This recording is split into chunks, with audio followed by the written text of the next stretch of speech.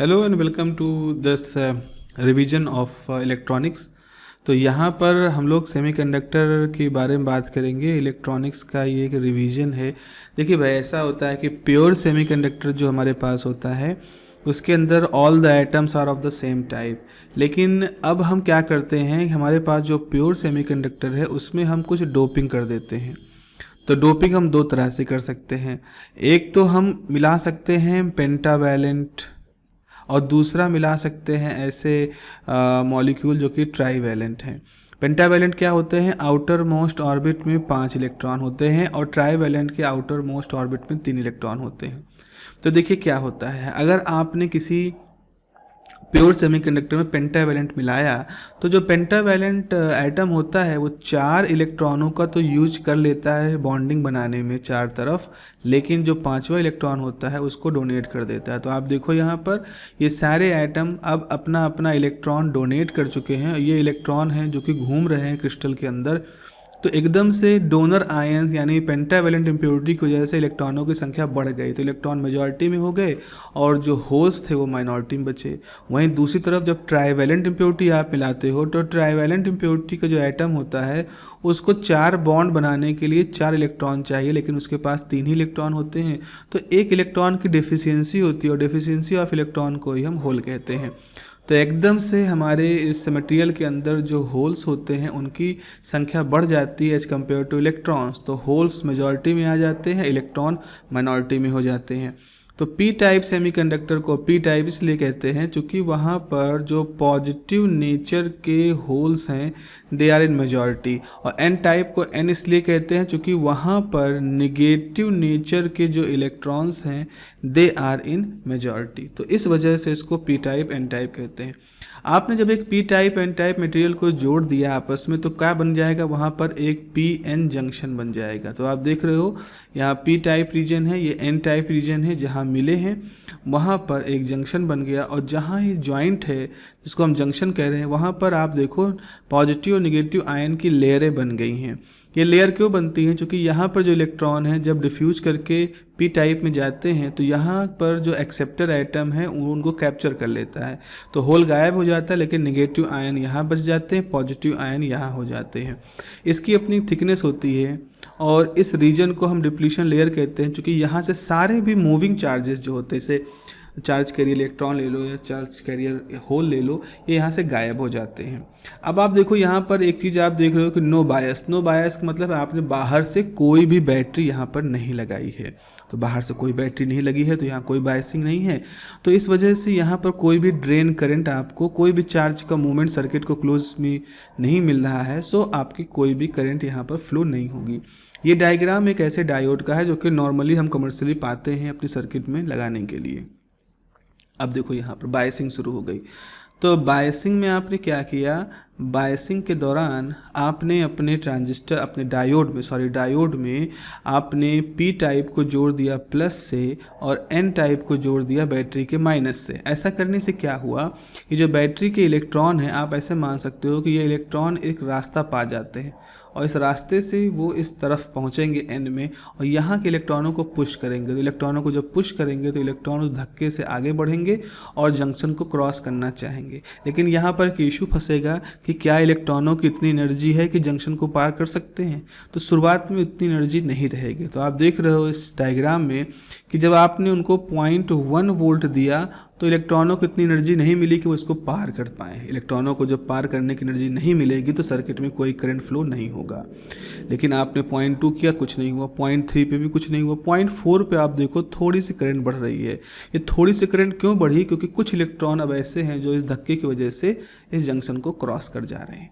आपने 0.5 किया, थोड़े और इलेक्ट्रॉनों को मिला, 0.6 पे थोड़े और इलेक्ट्रॉन, 0.7 पे और इलेक्ट्रॉन, 0.8 पे और ज़्यादा, और 0.9 पर जाते जाते आप देख सकते हो कि मैक्सिमम नंबर ऑफ इलेक्ट्रॉन्स हैं जो कि अब इस जंक्शन को क्रॉस कर ले जा रहे हैं, जिसकी वजह से सर्किट के अंदर एक करंट फ्लो कर रही है। तो फॉरवर्ड बायस में हमारे सर्किट के अंदर एक करंट फ्लो करती है, इसीलिए फॉरवर्ड बायस को हम एक ओपन सर्किट कंडीशन कहते हैं। मतलब अगर वहाँ पर प्रॉपर वोल्टेज लगा है तो करंट को रोकेगा नहीं, करंट को आराम से फ्लो कराएगा। रिवर्स बायस का केस उल्टा हो जाता है। रिवर्स बायस में आप क्या करते हो, जो पी रीजन है इसको जोड़ देते हो नेगेटिव से, जो एन रीजन है उसको जोड़ देते हो पॉजिटिव से। तो अब क्या हुआ, जो एन टाइप एन रीजन था वहाँ के इलेक्ट्रॉन को अब जंक्शन क्रॉस करने के लिए कोई पुश नहीं मिलता, बल्कि ये इलेक्ट्रॉन उसी तरफ से डिफ्यूज हो करके इस बैटरी के प्लस सिरे की तरफ एक अट्रैक्शन महसूस करते हैं। तो अब जब इलेक्ट्रॉन इस तरह से यहाँ से मूव कर जाते हैं तो आयन पीछे छोड़ जाते हैं और ये सारे पॉजिटिव निगेटिव आयन एक रीजन में इकट्ठा हो जा रहे हैं। ऐसे ही इधर से जब इलेक्ट्रॉन जा रहा है और इलेक्ट्रॉन जा कर के यहाँ पर ऑक्यूपाई कर ले रही जगह है, तो यहाँ नेगेटिव आयन बन जाते हैं और यहाँ पर एक रीजन बन जाता है जो नेगेटिव आयनों का है। तो इस तरह से हमारा डिप्लीशन लेयर है जो पहले कंपैरिजन में काफ़ी ज़्यादा ब्रॉड हो गया। आप देख रहे हो ना, इसकी ब्रॉडनेस काफ़ी ज़्यादा हो गई है। अब ये जो ब्रॉड हमारा डिप्लीशन लेयर है उसकी वजह से कोई भी मेजॉरिटी चार्जेस की फ्लो नहीं हो पाता, ना इलेक्ट्रॉन एन टाइप से जा पाते ना होल पी टाइप से जा पाते। लेकिन जो माइनॉरिटी के होल हैं एन टाइप में और जो माइनॉरिटी के इलेक्ट्रॉन है पी टाइप में, ये इसके थ्रू डिफ्यूज कर जाते हैं और एक छोटी सी करंट फ्लो करती है। तो आप देखो यहाँ पर करंट थोड़ा सा रहती है और थोड़ा सा बढ़ के कांस्टेंट हो जाती है और रेंज क्या है इसकी 10 नैनो एम्पियर। तो 10⁻⁹ एम्पियर जो कि इतनी छोटी करंट है जिसको कि हम प्रैक्टिकली मेजर नहीं कर सकते। तो हम कह सकते हैं कि कोई करंट नहीं फ्लो कर रही है और हमारा डायोड कैसा है, ऑफ स्टेट में है। लेकिन एक चीज़ आप खास बात यहाँ पर देखो कि एक ऐसा वोल्टेज यहाँ पर रहता है, एक ऐसा वोल्टेज यहाँ पर है जिस वोल्टेज पर एक अचानक से हमारी जो करंट जो नैनो एम्पियर में थी वो जल्दी से बढ़ करके माइक्रो और फिर बढ़ करके मिली एम्पियर के रीजन में पहुंच जाती है। तो इस तरह के बिहेवियर को हम नाम देते हैं break down. Reverse bias condition में एकदम से रिवर्स करंट का बढ़ जाना ही जंक्शन ब्रेकडाउन कहलाता है। ये देखिए जो जितने बात हमने कही है अभी तक, ये उसकी समरी है। इस समरी में आप देख रहे हो कि किस तरह से फॉरवर्ड बायस में शुरू में करंट कम होती है, फिर एकदम से करंट बढ़ना शुरू करती है एक नी वोल्टेज के बाद। लेकिन रिवर्स बायस में करंट ऑलमोस्ट जीरो करीब होती है, लेकिन एक खास वोल्टेज जब आता है रिवर्स ब्रेकडाउन वोल्टेज, तब जाके करंट एकदम से बढ़ती है और इसको हम जेनर ब्रेकडाउन या एवलांच ब्रेकडाउन कहते हैं। सिलिकॉन के लिए ये जो लीकेज करंट होती है, ये जो रिवर्स सैचुरेशन करंट है, लीकेज करंट है, उसको हम 20 माइक्रो एम्पियर कहते हैं मान पाते हैं और जर्मेनियम के लिए वैल्यू 50 माइक्रो एम्पियर होती है। जबकि फॉरवर्ड बायस में क्या होता है, जो नी वोल्टेज होता है वो जर्मेनियम के लिए 0.3 होता है और सिलिकॉन के लिए 0.7 होता है। यहाँ पर हम आपके लिए एक ब्रेकडाउन मैकेनिज्म यहाँ पर दिखा रहे हैं। एक ब्रेकडाउन मैकेनिज्म है और इस ब्रेकडाउन मैकेनिज्म का नाम है अवलांच। ये अवलांच ब्रेकडाउन है। अवलांच ब्रेकडाउन की सीधी मैकेनिज्म इस डायग्राम से देखिए जैसे ढाल है, ढाल पे हमने एक पत्थर लुढ़काया तो पत्थर धीरे धीरे और पत्थरों से लुढ़कता हुआ जाएगा और धीरे धीरे क्या होगा कि आते आते यहाँ पर पत्थरों की संख्या काफ़ी ज़्यादा बढ़ जाएगी। तो आप देखते हो कि एकदम बहुत सारे पत्थर यहाँ पर इकट्ठा हो जा रहे हैं। ऐसा ही यहाँ पर होता है, जब आप काफ़ी ज़्यादा वोल्टेज अप्लाई कर देते हो तो उस समय इलेक्ट्रिक फील्ड काफ़ी स्ट्रांग हो जाती है। उस इलेक्ट्रिक फील्ड से इलेक्ट्रॉन एक्सेलरेट होने लगते हैं, उनकी वेलोसिटी बढ़ जाती है, उनकी काइनेटिक एनर्जी बढ़ जाती है। अब इस बढ़ी हुई काइनेटिक एनर्जी से इलेक्ट्रॉन रास्ते में आने वाले एटम से बॉन्ड से टकराते हैं और ज़्यादा बॉन्डों को तोड़ते हुए और ज़्यादा इलेक्ट्रॉन क्रिएट करते हैं।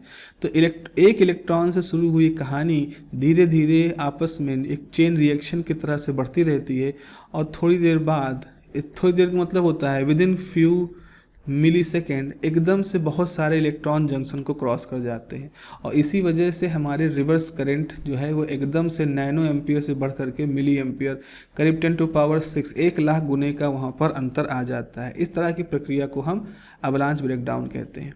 ये देखिए एक बहुत अच्छा सा डायग्राम है जो ये दिखाता है कि टेम्परेचर का असर क्या होता है। जैसे को मान लो हमारे सर्किट में 10 मिली एम्पियर करंट फ्लो कर रही थी, तो जब आपने 25 माइनस समथिंग मान लो 15 डिग्री टेम्परेचर रखा था, तब हमारा जो वोल्टेज था वो ये था। आप देखो इस करंट 10 मिली एम्पियर को बिलोंग करता हुआ ये वोल्टेज था, मान लो इसकी वैल्यू थी 3 वोल्ट।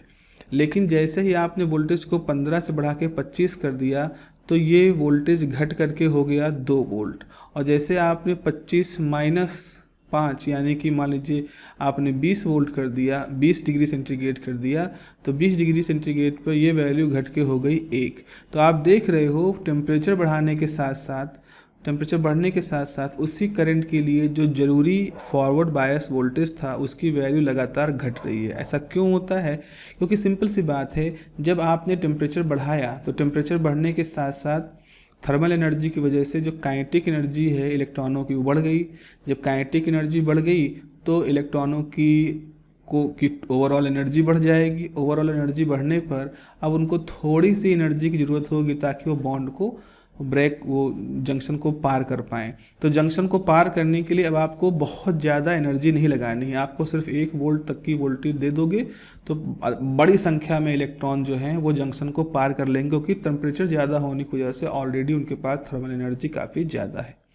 तो इसीलिए फॉरवर्ड बायस में हमारे जो वोल्टेज होता है, फॉरवर्ड बायस वोल्टेज, उसकी रिक्वायरमेंट कम होने लगती है जैसे जैसे हम टेम्परेचर को बढ़ाते हैं। अब रिवर्स बायस में देखो, जब टेम्परेचर बढ़ाते हो तो मेजॉरिटी और माइनॉरिटी दोनों तरह के चार्जेस वहाँ पर डेवलप होते हैं। मेजॉरिटी चार्ज तो फॉरवर्ड के लिए चले गए, माइनॉरिटी चार्ज क्या होते हैं, उनकी वजह से, उनकी बढ़ने की वजह से हमारी करंट जो है वो नैनो से बढ़ करके कुछ माइक्रो एम्पियर में आ जाती है। देखो ये बढ़ गई एकदम से करंट और फिर कांस्टेंट हो जाती है। लेकिन आप देखो कि यहाँ ब्रेकडाउन वोल्टेज भी पहले की तुलना में अब काफ़ी ज़्यादा हो चुका है। ऐसा कारण क्या है? क्योंकि ब्रेकडाउन वोल्टेज कब होता था? जब एनर्जी बढ़ जाए, एनर्जी हाफ एनर्जी जब बढ़ जाती थी तो टक्कर होने की वजह से वहाँ पर ये वैल्यू आती थी। अब यहाँ पर क्या है, जैसे जैसे हमारे पास वोल्टेज, हमारी एनर्जी बढ़ती जा रही है तो हमारे जो इलेक्ट्रॉनों के बीच में टक्करें हैं वो बढ़ जाएंगे। टक्कर बढ़ने से काइनेटिक एनर्जी का लॉस बढ़ जाएगा, और जब काइनेटिक एनर्जी एक सर्टेन वैल्यू तक नहीं पहुंचेगी तो सेकेंडरी एमिशन नहीं करा पाएगी। तो आपको थोड़ा ज़्यादा वोल्टेज लगाना पड़ता है, इन इलेक्ट्रॉनों की एनर्जी को इतना बढ़ा ले जाएं कि वो थर्मल आयनाइजेशन, वो आयनाइजेशन कराने लायक एनर्जी, सेकेंडरी एमिशन कराने लायक एनर्जी वहाँ पर मिल जाए। इसीलिए रिवर्स वोल्टेज टेम्परेचर बढ़ाने के साथ साथ बढ़ता है। ये देखिए एक एप्लीकेशन है जिसमें कि हम रेक्टिफायर के रूप में इस्तेमाल करते हैं अपने डायोड को। ये एक डायग्राम, एक सर्किट डायग्राम है छोटा सा, जिसमें कि हमने एक फुल वेव रेक्टिफायर है जो कि ब्रिज रेक्टिफायर है, जिसको कि यहाँ पर दिखाया गया है। क्या बेसिक कॉन्सेप्ट है? बेसिक कॉन्सेप्ट रेक्टिफायर का ये है कि हम एसी पावर को डीसी पावर में कन्वर्ट करना चाहते हैं। This is our main motto कि हमें एसी पावर को डीसी पावर में कन्वर्ट करना है, और ऐसा करने के लिए हम डायोड की सहायता से एक सर्किट बनाते हैं जिसको कि हम नाम देते हैं रेक्टिफायर्स। देखिए ये हमारा इनपुट है, इनपुट में पॉजिटिव साइकिल है, नेगेटिव साइकिल है, पॉजिटिव नेगेटिव साइकिल इस तरह से बनी हुई है। तो अगर हमारा रेक्टिफायर ऐसा है कि केवल पॉजिटिव साइकिल या केवल नेगेटिव साइकिल के लिए आउटपुट मिले और बाकी के लिए आउटपुट ना मिले, तो इस तरह के रेक्टिफायर को हम हाफ वेव रेक्टिफायर कहते हैं, क्योंकि केवल हाफ वेव इनपुट की केवल या तो पॉजिटिव या नेगेटिव के लिए ही रिस्पॉन्स देता है, तो इसको हाफ वेव रेक्टिफायर कह रहे हैं।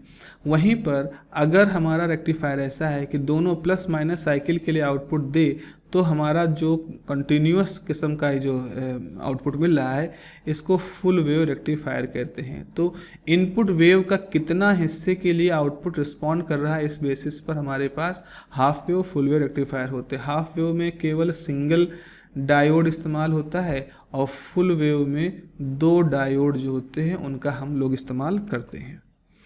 अब यहाँ पर देखिए रेक्टिफिकेशन एफिशिएंसी की बात हो रही। क्या होती है रेक्टिफिकेशन एफिशिएंसी? आपने कितना इनपुट एसी पावर दिया और उसको कितना डीसी पावर में कन्वर्ट किया, यही होती है रेक्टिफिकेशन एफिशिएंसी। तो maximum rectification efficiency half wave rectifier के लिए 40.6 होती है, यानी कि जितनी पावर दी जाती है उसका 40.6% एनर्जी ही केवल डीसी में कन्वर्ट करता है हाफ वेव रेक्टिफायर। बाकी एनर्जी, एक तो आधी से ज़्यादा, आधी लगभग एनर्जी तो इस्तेमाल ही नहीं हो रही है, क्योंकि एक ही डायोड है, हाफ वेव रेक्टिफायर है, और बाकी जो इसमें एक्स्ट्रा 10% का जो लॉस हो रहा है वो इसलिए जो हीट वगैरह में ट्रांजिस्टर, जो ट्रांसफार्मर जोड़ा है, लोड जोड़ा है, उनके हीट के फॉर्म में, तो 40.6 है।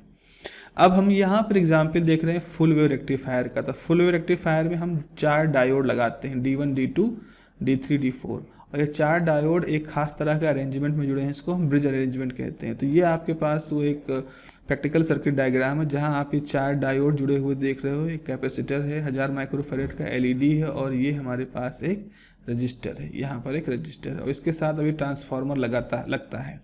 तो आप देखो पॉजिटिव निगेटिव साइकिल के लिए हमारे पास आउटपुट मिलता जा रहा है, आउटपुट आप लगातार देखते जा रहे हो, तो इसीलिए इसको हम फुल वेव रेक्टिफायर कहते हैं। एक और चीज़ है कि हमारा जो आउटपुट है वो ऐसे होना चाहिए, बिल्कुल डीसी स्ट्रेट लाइन, लेकिन हमारा आउटपुट तो कुछ अलग सा दिख रहा है, इस तरह का है। इसका रीज़न क्या है? इसका रीज़न लोगों ने ये बताया कि एक्चुअल में हमारा जो आउटपुट मिल रहा है रेक्टिफायर से, उसमें डीसी का और एसी का मिक्सचर है।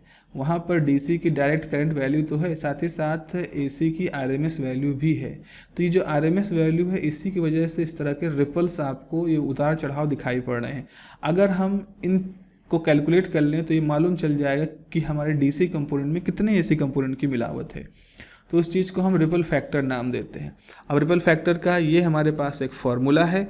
अब आप देखो रिपल फैक्टर है हाफ वेव रेक्टिफायर के लिए 1.2, यानी कि हाफ वेव में जो एसी कंपोनेंट हैं, एसी कंपोनेंट डीसी कंपोनेंट का 1.21 टाइम है। 1.21 मतलब हो सकता है 1.25 गुना, 120% ज़्यादा है, मान सकते हैं 120% एसी कंपोनेंट डीसी के कंपैरिजन में ज़्यादा है। कहाँ पर? एक हाफ वेव रेक्टिफायर में।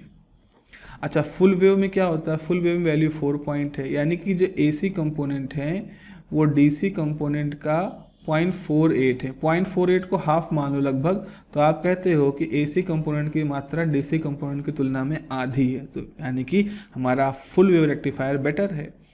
अब ये है हमारे पास फिल्टर सर्किट, जो ये बताता है कि आखिर आप एसी कंपोनेंट को कैसे हटाओगे। तो फिल्टर सर्किट क्या होता है? It is a device which remove the AC component of rectifier output but allow DC component to reach the load. मतलब ये एक ऐसी डिवाइस है जो कि एसी कंपोनेंट को तो हटा देती है, लेकिन डीसी कंपोनेंट को लोड तक यानी आउटपुट तक जाने देती है। तो रेक्टिफायर है आपके पास, आउटपुट आपने यहाँ लगा दिया और एसी कंपोनेंट जो है यहाँ फिल्टर हो गया है। उसके बाद फिर लोड की तरफ केवल हमारा डीसी कंपोनेंट जाता है। तो ये हमारे फिल्टर सर्किट का बेसिक प्रिंसिपल है। यहाँ पर देखो कैपेसिटर, कैपेसिटर की खास बात क्या होती है? कैपेसिटर जो होता है वो डीसी को ब्लॉक कर देता है, यानी कि कैपेसिटर जो होता है वो डीसी को नहीं जाने देता, लेकिन कैपेसिटर एसी को जाने देता है। तो जब यहाँ से एसी और डीसी का मिक्सचर आता है तो जो एसी है, एसी तो कैपेसिटर से पास हो जाती है, पास होकर निकल गई, लेकिन जो डीसी है वो धीरे धीरे इसी रास्ते को फॉलो करते हुए आगे बढ़ जाएगी। ठीक है, ये फार्मूला होता है। तो यहाँ पर हमारा डीसी कंपोनेंट लोड से जा रहा है, जबकि एसी कंपोनेंट यहीं से पार चला गया। एक्सेल में क्या होता है? एक्सेल डीसी का कैपेसिटर का उल्टा होता है। एक्सेल जो होता है वो क्या होता है कि एसी को जाने देता है लेकिन डीसी को रोक देता है। तो आप क्या कर सकते हो? अब आप मैं माफ़ी चाहूँगा, यहाँ पर क्या होता है कि जो कैपेसिटर होता है वो डीसी को जाने देता है लेकिन एसी को रोक देता है। तो यहाँ पर क्या होता है, अगर एसी और डीसी का मिक्सचर आ रहा है तो डीसी इस कॉइल से पार कर जाती है लेकिन एसी यहीं रुक जाती है। मान लो पूरी तरह से परफेक्ट तरीके से ऐसा नहीं हुआ, कुछ एसी आ गई तो उस एसी को फिर आगे लगा हुआ कैपेसिटर यहाँ से छान करके बाहर निकाल देगा और बची हुई डीसी जो है वो यहाँ से लोड से बाहर चली जाएगी। तो हमारा आउटपुट फिल्टर के बाद कुछ इस तरह से आता है, जिसको कि स्ट्रेट लाइन होना चाहिए, लेकिन फिर भी काफ़ी हद तक ये अब ठीक ठाक सा है हमारा आउटपुट। ये देखिए, ये हमारे पास एक सर्किट है, फुल वेव रेक्टिफायर है, ब्रिज रेक्टिफायर है, उसके साथ आपने फ़िल्टर लगाया है।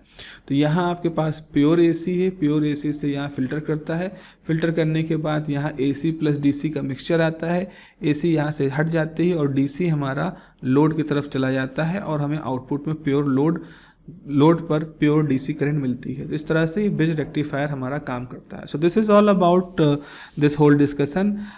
इन future we will discuss more such session, और भी सेशन अरेंज करेंगे। So till then have a nice day and be with us.